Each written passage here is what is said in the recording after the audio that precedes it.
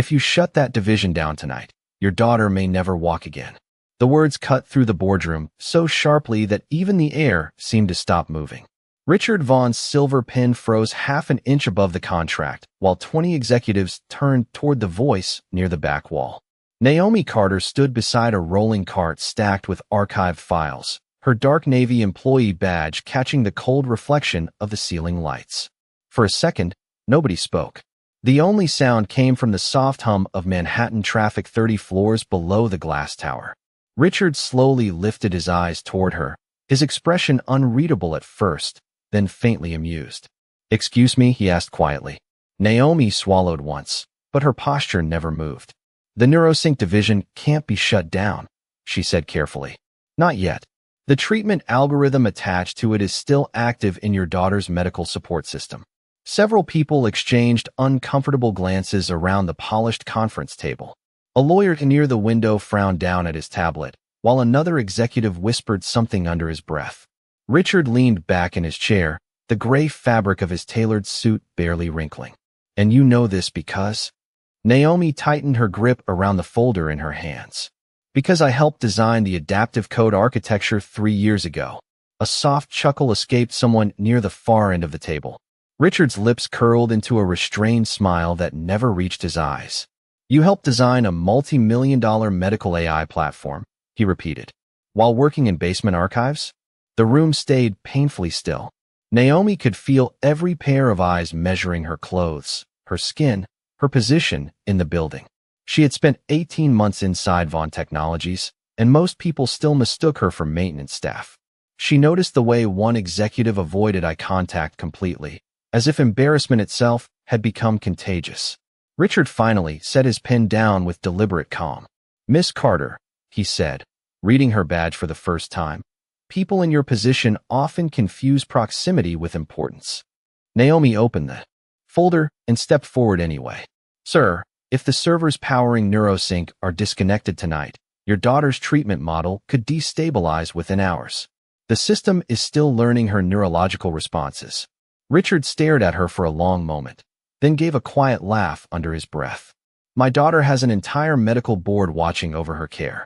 His tone sharpened slightly. "I seriously doubt they forgot to mention that her life depends on a division scheduled for closure." Naomi hesitated only a second. "They don't know the full system architecture." A heavier silence settled over the room. Rain tapped softly against the massive windows now, thin streaks sliding down the glass like silver veins. Richard stood slowly from his chair, tall and controlled, the kind of man who filled a room without raising his voice. "You know what I think," he said. "I think grief and ambition make people say dangerous things." Naomi's chest tightened at the mention of grief. Everyone in New York knew Richard Vaughn had become colder after his wife died 2 years earlier. He trusted numbers now more than people, data more than emotion. "Sir," Naomi said softly, "please just delay the shutdown until the system is reviewed." Richard looked toward security near the door. "Escort Miss Carter back downstairs." The guard stepped forward reluctantly. Naomi didn't fight. She simply looked at Richard one last time, her eyes steady despite the humiliation burning beneath her skin. "When the alerts begin tonight," she whispered, "please don't ignore them again." The elevator doors closed with a soft metallic sigh, sealing Naomi Carter inside a silence that felt heavier than the entire 32nd floor above her. She stood motionless beside the stack of archive folders while fluorescent lights flickered faintly across the brushed steel walls. Her reflection looked tired tonight.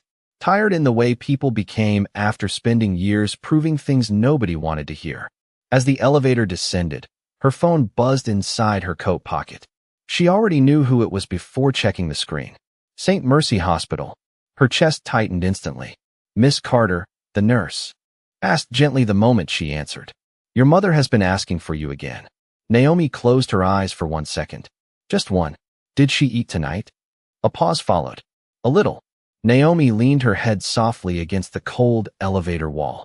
The city lights outside blurred through narrow glass panels as rain continued falling over Manhattan. 20 minutes earlier, she had stood in a billion-dollar boardroom trying to stop a disaster, and now all she could think about was whether her mother remembered her own name tonight. "I am on my way," Naomi whispered. When the elevator reached the basement archive level, The doors opened to rows of dim fluorescent lighting and endless gray filing cabinets stretching through the underground floor like a maze nobody important ever visited. The air smelled faintly of dust, coffee, and old printer ink. Naomi walked quietly toward her desk near the back wall, ignoring the curious glances from two overnight employees who had obviously already heard what happened upstairs. News traveled fast inside Vaughn Technologies, especially when someone crossed a line they were never supposed to approach. Her small desk sat beneath a flickering light beside shelves packed with medical contracts and server maintenance reports. A single framed photo rested beside her monitor. Naomi and her mother standing outside a tiny brick apartment building in Baltimore 5 years earlier. Both smiling, both exhausted, both pretending life had not already taken too much from them. Naomi picked up the photo carefully. Her mother had once been a public school music teacher before Alzheimer's slowly erased pieces of her one memory at a time. First birthdays, then addresses, then faces. Some nights, she still recognized Naomi instantly. Other nights, she asked where her daughter had gone. Naomi swallowed hard and sat down at the desk.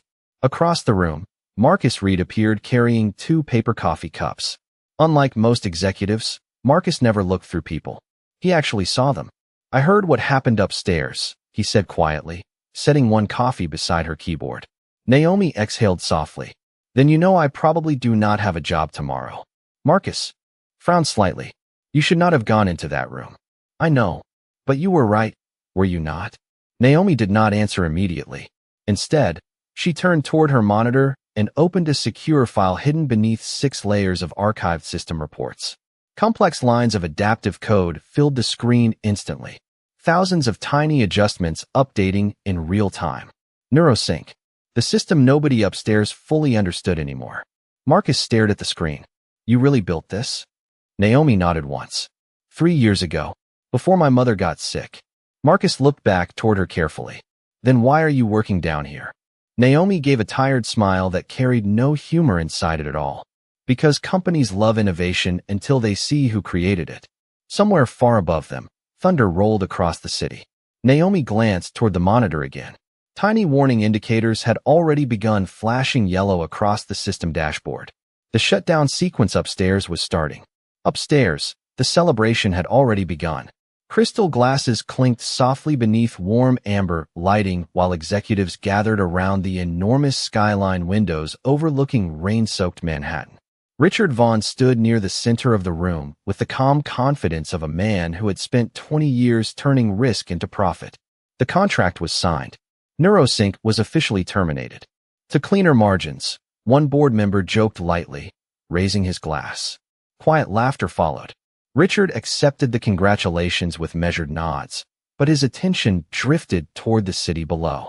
Rain streaked against the glass in long silver lines while distant headlights crawled through the streets like veins of light. Somewhere deep in the back of his mind, Naomi Carter's voice still lingered. "When the alerts begin tonight, please do not ignore them again." Richard exhaled slowly and reached for his phone. A new message from St. Gabriel Medical Center waited on the screen. Emily completed physical therapy session. Minor fatigue. Stable overall. Richard read the message twice before slipping the phone back into his pocket. Stable. That word had become his entire life over the last 2 years. Stable heart rate. Stable neural response. Stable prognosis. Ever since his wife died, he had built his world around control, around systems, around certainty, because certainty hurt less than hope. Richard. Claire Vaughn stepped beside him, elegant in a cream-colored coat that still carried tiny drops of rain across the shoulders. "You disappeared." He gave a faint smile. "Just thinking."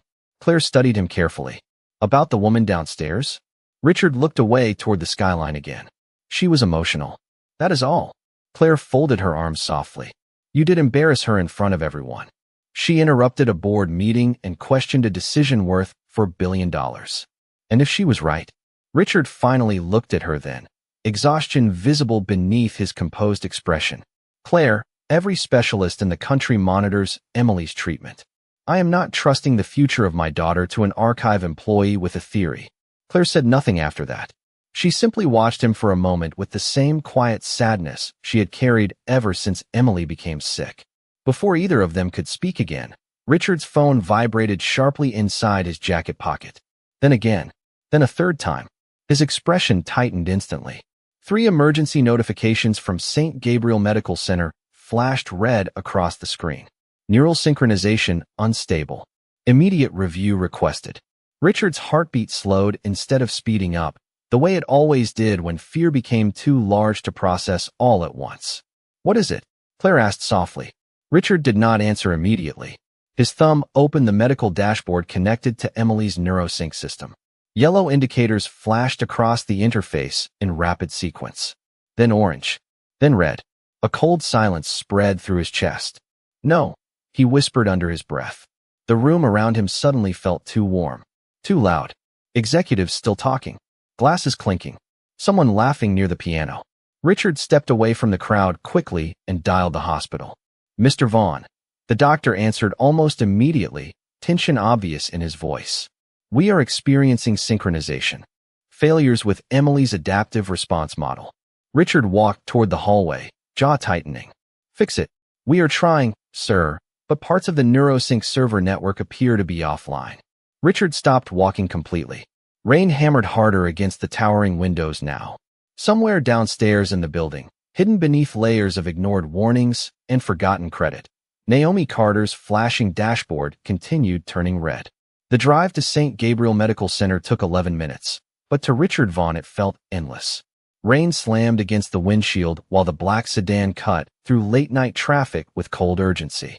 Richard sat forward in the back seat, one hand gripping his phone so tightly his knuckles turned pale beneath the dim interior light. The alerts kept coming. Adaptive response failure detected. Neural sync interruption. Manual stabilization required. Each notification felt sharper than the last. Claire sat beside him in silence, watching the tension harden across his face. For years, Richard had built his reputation on solving impossible problems faster than anyone else in the room. Markets crashed.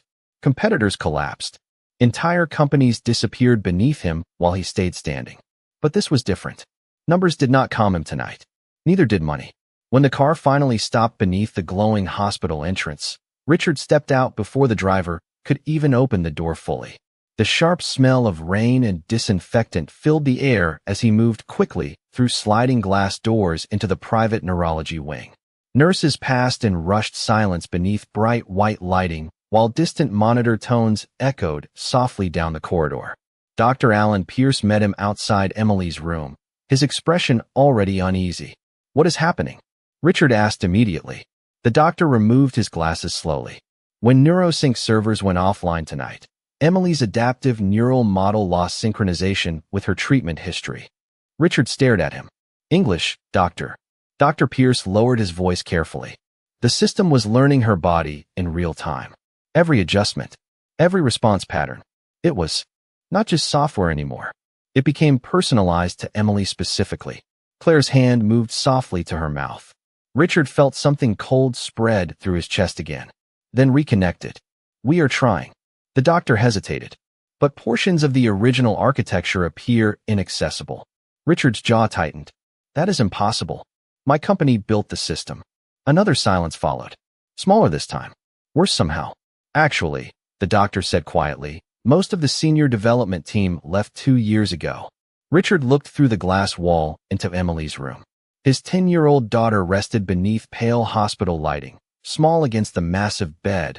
Thin fingers curled near the blanket while medical sensors blinked softly beside her. She looked peaceful from a distance. Too peaceful. Machines breathed quietly around her, while rain traced silver lines down the windows overlooking the city. Richard suddenly remembered Naomi standing in the boardroom hours earlier. The certainty in her voice. The warning in her eyes. Not emotional. Not desperate. Certain. "Find me every engineer who worked on neurosync," Richard ordered sharply. "Tonight." Marcus Reed arrived 20 minutes later carrying a laptop beneath one arm, rainwater still clinging to his dark coat. He stopped beside Richard near the corridor windows. "I reviewed the old development files," Marcus said carefully. "And?" Marcus opened the laptop slowly. "There is something you need to see." Richard looked down at the screen. Thousands of archived development logs filled the display. One name appeared again and again beside core adaptive architecture updates. Naomi Carter. Richard frowned immediately. That is not possible. Marcus remained quiet. She was not an archive employee originally, he said at last. She was recruited into NeuroSync 6 years ago from Johns Hopkins. Richard stared at him. Why was I never told this? Marcus gave a tired look. Because she left before the public launch. No interviews. No press releases. No stock photos. Most people upstairs never even knew who built the adaptive learning core. Richard looked back through the glass toward Emily's room again. Somewhere inside the building, monitors continued blinking in fragile rhythm around the only thing in his life he had not been able to protect.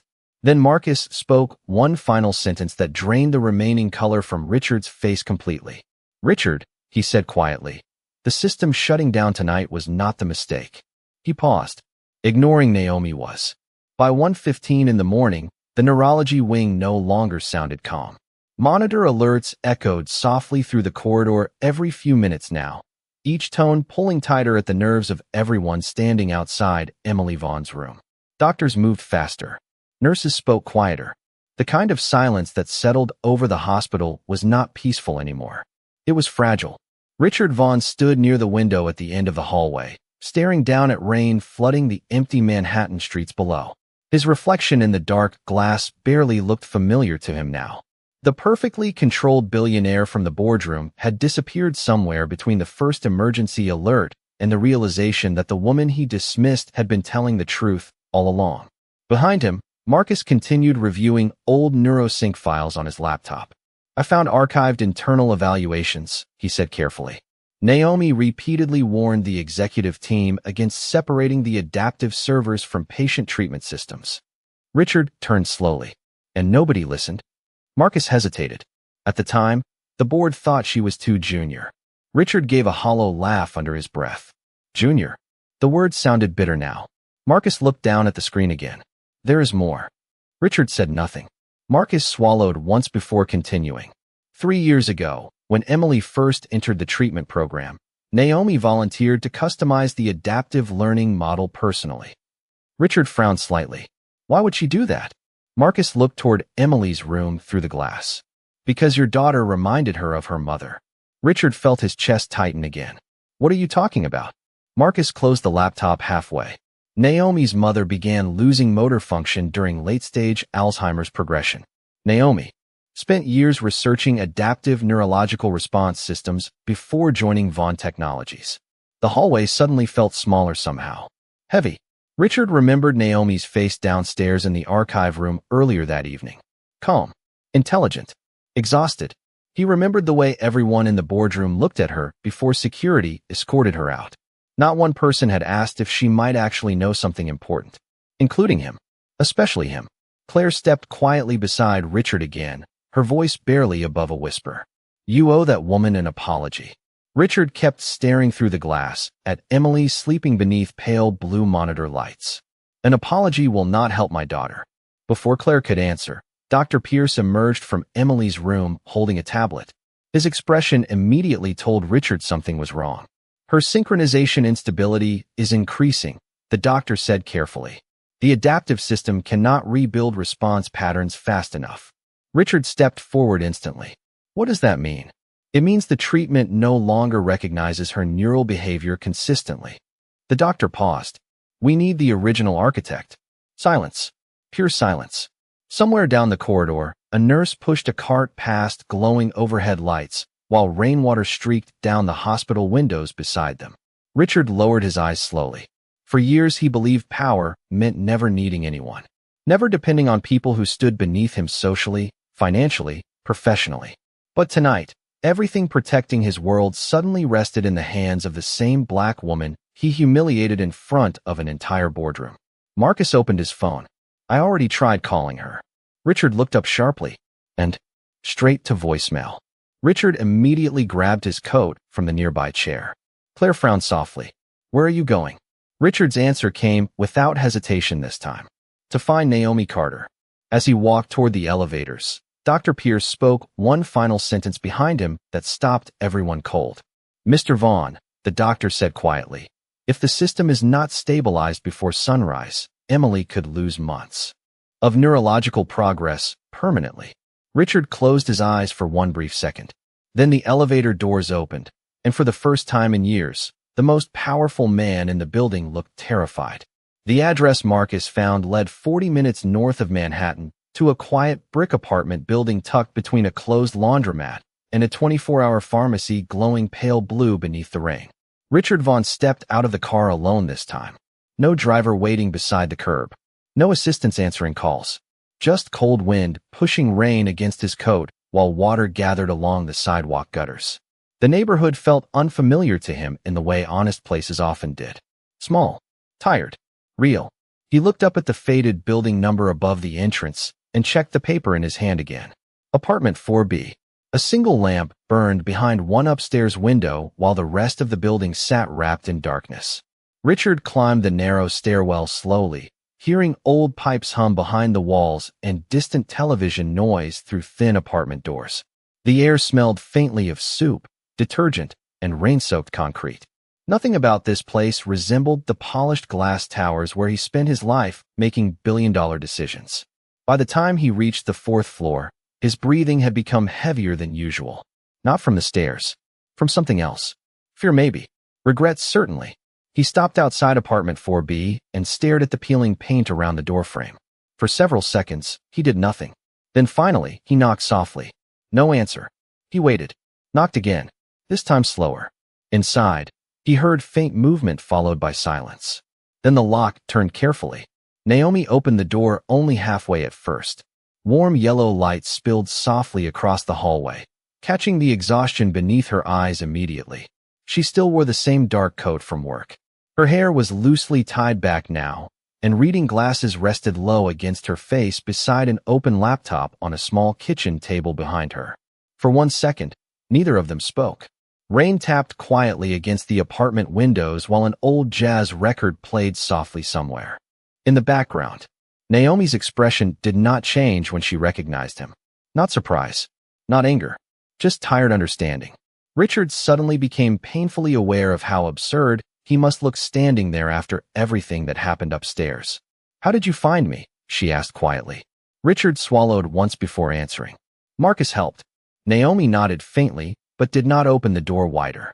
Behind her, he noticed stacks of medical books, handwritten notes, and framed photographs covering the tiny apartment walls. One photo showed Naomi beside an older woman smiling beneath autumn trees somewhere outside Baltimore. Another showed a younger Naomi standing inside a laboratory wearing safety goggles and holding a research award. Richard stared at the picture longer than he meant to. "You really built it," he said softly. Naomi followed his eyes toward the photo. "Parts of it." Richard lowered his gaze. "Emily is getting worse." The words sounded smaller, leaving his mouth than they ever had inside his head. Naomi remained silent for a moment. Then she stepped aside just enough for him to enter. The apartment felt warm despite the storm outside. Small lamps cast golden reflections across old hardwood floors while steam drifted from a cup of untouched tea near the couch. Richard noticed another doorway, slightly open down the hallway. A woman slept quietly inside beneath soft blankets, silver hair spread across the pillow. Naomi saw him glance toward the room. "My mother," she said gently. Richard nodded once. Something tightened painfully in his chest again. He looked around the apartment one more time.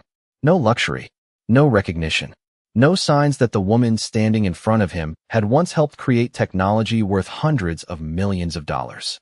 Just responsibility, sacrifice, quiet survival. Naomi folded her arms softly. "You came because you need something." Richard opened his mouth to answer, then stopped. Because she was right. Not once in 18 months had he spoken more than a few passing words to her before tonight. Not once had he asked who she was beneath the employee badge. Outside, thunder rolled low across the city while rainwater slid down the windows beside them. Richard finally lowered his eyes and spoke words that almost seemed foreign to him now. "I was wrong." Naomi studied Richard Vaughn for a long moment after he spoke those 3 words. "I was wrong." The rain outside softened slightly now, turning into a steady rhythm against the apartment windows while warm lamplights stretched across the floor between them. Richard stood completely still near the doorway, his expensive coat still damp from the storm, looking more exhausted than powerful for the first time since Naomi had known him. She had imagined this moment before. Not exactly like this, but close. the billionaire finally realizing she had been telling the truth. The people upstairs finally understanding she was more than the black woman hidden in basement archives. Yet somehow, standing here now, none of it felt satisfying. Just sad. Naomi walked quietly toward the kitchen counter and lifted the untouched cup of tea into her hands. Steam curled softly into the air between them. "How bad is Emily?" she asked without looking up. Richard hesitated before answering. "The doctors say she could lose months of neurological progress before sunrise." Naomi closed her eyes briefly. Not from anger. From worry. Richard noticed it immediately. "After everything that happened tonight," he said carefully, "you still care what happens to her." Naomi looked toward the partially open bedroom, where her mother slept peacefully down the hallway. "Children are not responsible for the pride of adults." The words landed softly, but Richard felt them harder than any accusation. He lowered his gaze toward the floor. For years people had challenged his business decisions, his methods, his coldness. Nobody had ever challenged the kind of man he had become. Naomi finally walked toward the small kitchen table and opened her laptop again. The pale glow of the screen reflected across her glasses while lines of neurosync architecture appeared instantly. Richard stared quietly. The code looked almost alive, moving across the display in endless adaptive patterns. "You built all this alone?" he asked. Naomi shook her head faintly. "No system this complicated is built alone." Her fingers paused over the keyboard. "But I stayed after everyone else stopped believing it mattered." Richard swallowed hard. "Why did you leave the division?"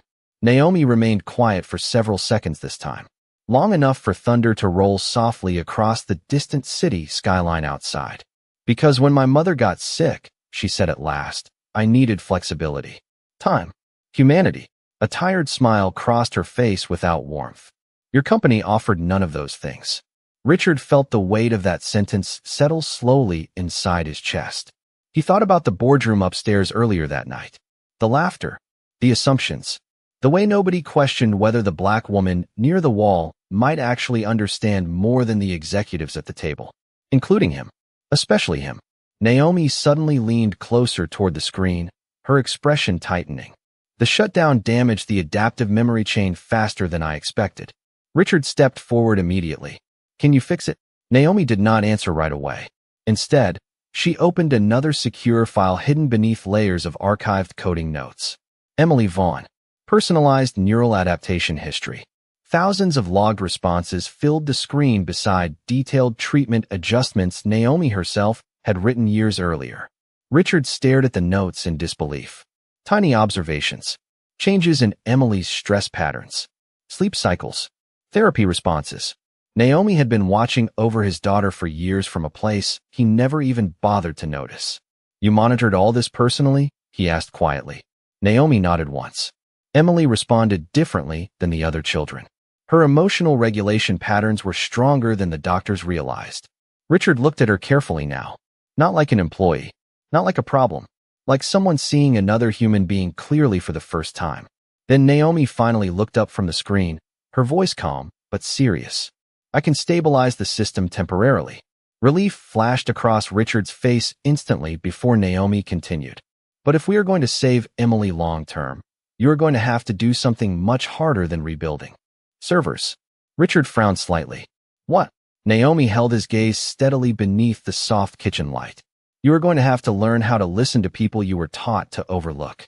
By 2:40 in the morning, the storm over Manhattan had begun to fade into a cold, gray drizzle, but inside St. Gabriel Medical Center the tension only grew heavier. Naomi Carter walked quickly through the neurology wing beside Richard Vaughn, her laptop pressed against her chest, while nurses and doctors turned in surprise at the sight of her entering the secured floor. The fluorescent lights reflected softly against polished hospital tiles as distant monitor tones echoed through the quiet corridor. Richard noticed the way some people glanced at Naomi's simple dark coat before realizing every senior physician in the hallway had suddenly stepped aside for her. Dr. Pierce approached immediately. "Miss Carter," he said with visible relief. "Thank God." Naomi gave a small nod, but did not waste time with introductions. How long before total synchronization collapse? The doctor checked the tablet in his hands. "Maybe 2 hours." Naomi's jaw tightened slightly. "Take me to the server interface." Richard followed closely behind her through double-glass doors into the hospital's private neuromonitoring lab. Screens covered the walls in pale blue light, while streams of adaptive neural data flickered rapidly across multiple monitors. Naomi sat down instantly, fingers moving across the keyboard with calm precision despite the pressure surrounding her. Richard stood near the doorway watching quietly. It stunned him how different she looked here. Not hidden, not uncertain. Every movement carried confidence now, the kind built through years of invisible work nobody bothered to credit. Server bridge connection is corrupted, Naomi murmured softly while scanning lines of code. The adaptive memory chain is fragmenting. Dr. Pierce frowned. Can it be rebuilt? Naomi did not answer immediately. The room filled with the sound of typing and monitor hums, while rainwater traced faint silver patterns down the laboratory windows overlooking the sleeping city. Finally, Naomi exhaled. Slowly.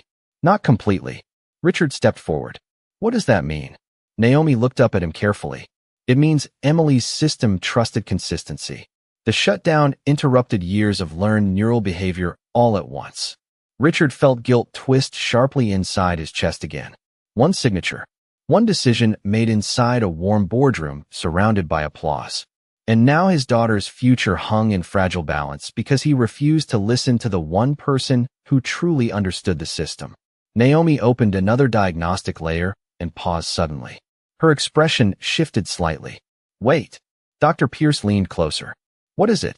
Naomi pointed toward a section of corrupted adaptive responses buried beneath the failed server logs. Emily built emotional anchors into the system. Richard frowned. What does that mean? Naomi looked toward him softly. The AI adapted around specific calming patterns. Familiar voices. Familiar routines.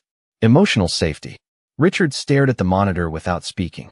Naomi turned in her chair slowly. Your daughter did not just survive because of code, Richard. Her voice remained gentle. She survived because the system learned what made her feel secure. Silence settled over the room again. Heavy. Honest. Richard suddenly remembered nights sitting beside Emily after her mother died, reading the same bedtime stories over and over because Emily could not sleep otherwise, holding her hand through therapy sessions, singing badly on purpose just to make her laugh. Naomi reopened the stabilization interface quickly. I need recordings, she said. Anything emotionally familiar to her. Richard blinked once. I have videos on my phone. Good. Upload everything. For the next hour, the room worked in near silence except for keyboard clicks and soft monitor tones. Naomi rebuilt damaged adaptive pathways piece by piece, while Richard transferred old voice recordings, bedtime stories, piano recitals, and fragments of ordinary family moments into the system. Tiny pieces of love hidden inside ordinary days. At 3:57 in the morning, one of the warning indicators on the main screen shifted from red to yellow. Then another. Dr. Pierce exhaled sharply. Her synchronization levels are stabilizing. Richard closed his eyes briefly, relief washing through him so suddenly it almost hurt. Naomi leaned back in her chair, exhaustion visible across her face now beneath the pale monitor glow. Richard looked at her carefully. You saved her. Naomi shook her head softly. No. Her eyes drifted toward the glass wall overlooking Emily's room. She saved herself. We just finally listened. 3 weeks later, sunlight poured through the towering glass windows of Vaughn Technologies in long golden reflections that stretched across the marble lobby floor. The building felt different now, softer somehow. People still hurried through revolving doors carrying coffee cups and glowing tablets. But the sharp tension that once ruled every hallway had faded into something quieter, more human. Richard Vaughn stood alone near the executive elevator with his hands resting loosely inside the pockets of a dark charcoal coat. He looked older than he had a month earlier, though not weaker. Just changed. Across the massive lobby, employees slowly gathered near the central conference hall where a company-wide announcement was about to begin. Some whispered curiously while others checked their phones, unaware that the biggest shift inside the company had already happened long before this morning. It began the night Richard Vaughn finally listened to someone he once refused to see. The elevator doors opened softly. Naomi Carter stepped into the lobby carrying a slim leather folder against her side. Conversations nearby quieted almost instantly. Some employees recognized her now from internal reports and news coverage surrounding NeuroSync's recovery. Others simply noticed the calm confidence in the way she walked through a building that once treated her like background scenery. Naomi wore a simple navy suit with silver earrings that caught the morning light each time she moved. Nothing flashy, nothing performative. Yet somehow the entire room seemed to shift around her presence. Richard watched quietly as she crossed the lobby floor. 3 weeks ago, security escorted her out of the executive level like she did not belong there. Today, the board itself waited upstairs for her arrival. Naomi stopped near the elevator beside him. For a moment, neither spoke. The city skyline shimmered behind them through walls of glass, while soft piano music drifted from hidden speakers overhead. Finally, Richard gave a small nod toward the conference hall. "They are waiting for you." Naomi glanced toward the growing crowd of executives and employees. "I never cared much for attention." Richard almost smiled. "I noticed." Silence settled comfortably between them this time, not tense like before. "Honest." Richard looked down briefly before speaking again. "Emily asked about you this morning." Naomi's expression softened instantly. "How is she?" "Walking farther every day." His voice grew quieter. "She says the system sounds less lonely now." Naomi lowered her eyes for 1 second.